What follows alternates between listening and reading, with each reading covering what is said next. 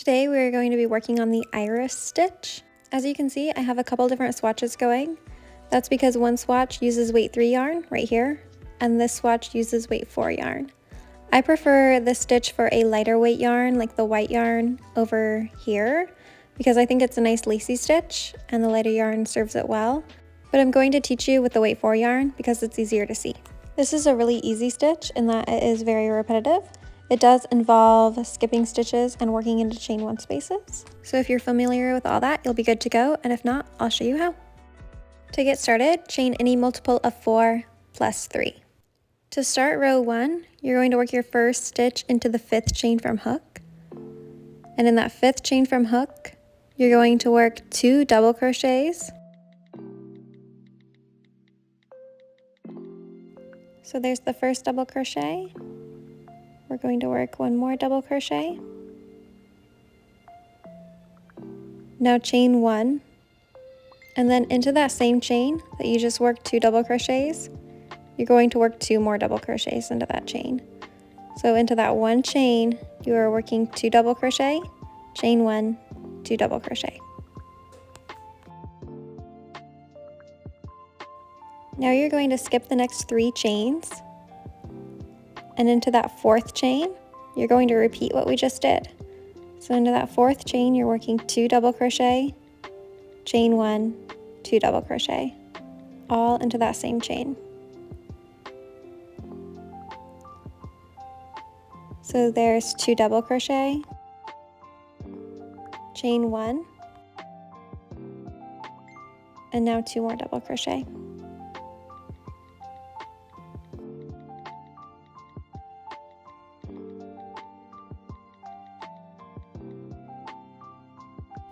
And you're going to repeat that all the way down the row, starting with the skip 3 chains.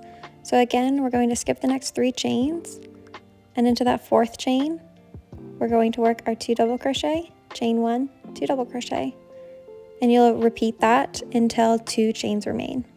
So we'll do that one more time together. We have 2 double crochets so far. We're going to chain 1, and into that same chain, work 2 more double crochet.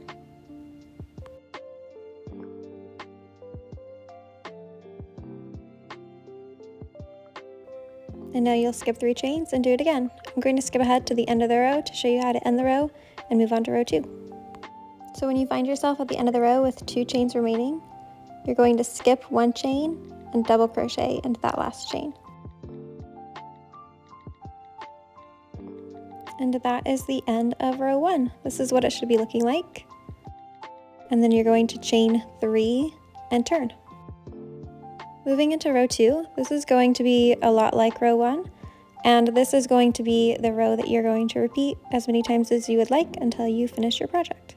In other words, the iris stitch is a 1 row repeat of row 2. So for row 3, you're going to skip the first 3 stitches, and that should land you into the first chain 1 space, which is where my thumb is right now.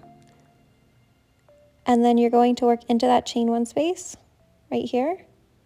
So skip 3 stitches, that lands you in the chain 1 space. In that chain 1 space, you are going to work 2 double crochet, chain 1, 2 double crochet. That should sound familiar. That is the 2 double crochet, chain 1, 2 double crochet that we worked over and over again for the last row. The only difference here is that we are working it into the chain 1 spaces that we created in the previous row. So there's our 2 double crochet, chain 1, 2 double crochet. We're going to skip the next 4 stitches. So 1, 2, 3, 4. That lands us into the next chain 1 space. And in that chain 1 space, we're going to work our 2 double crochet, chain 1, 2 double crochet.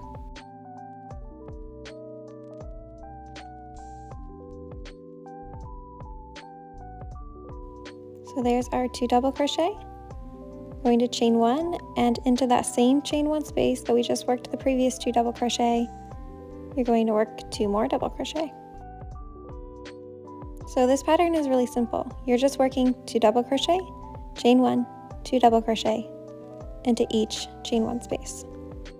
And you can count the 4 stitches that you have to skip to get to the next chain 1 space if that helps you.